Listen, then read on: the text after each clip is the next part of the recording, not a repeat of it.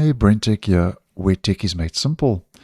So over the last while, I've been letting you know that Microsoft is updating the Secure Boot certificates for Windows, which originally started rolling out and were issued in 2011.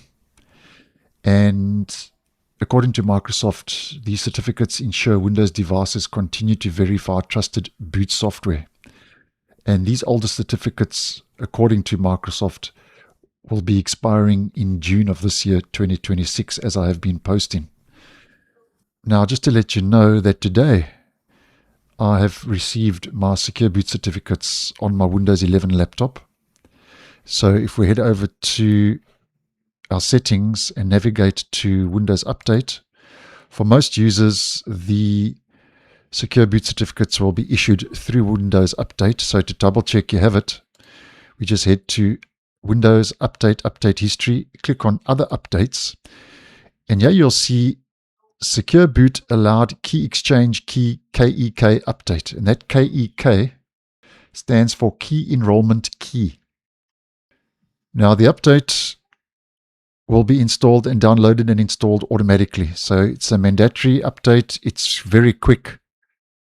You will have to restart your device after the update has been applied, and I only knew the update had been downloaded where I saw a little restart icon in my system tray, and then I had to restart my device. Otherwise, I wouldn't have even known the update had been made available.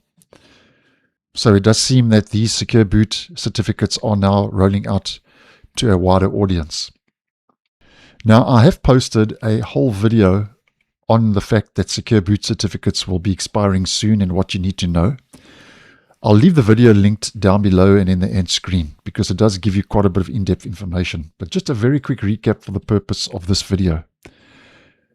Now, according to Microsoft, Secure Boot is a security feature in the Unified Extensible Firmware Interface, UEFI for short.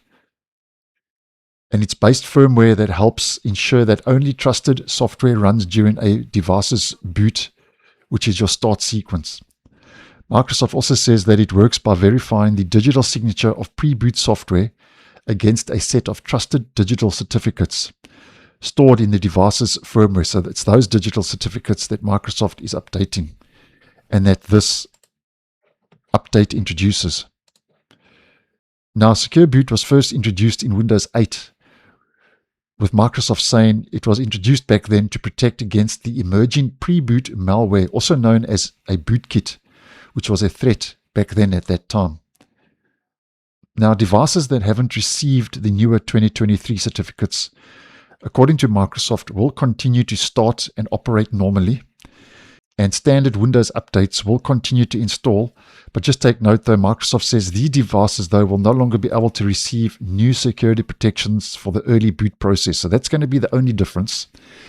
And over time, Microsoft says this limits the device's protection against emerging threats and may affect scenarios that rely on Secure Boot trust.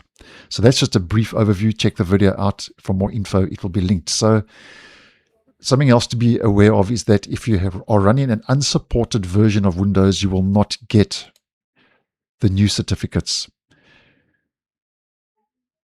So as an example, if you're running Windows 10 in the ESU, you will.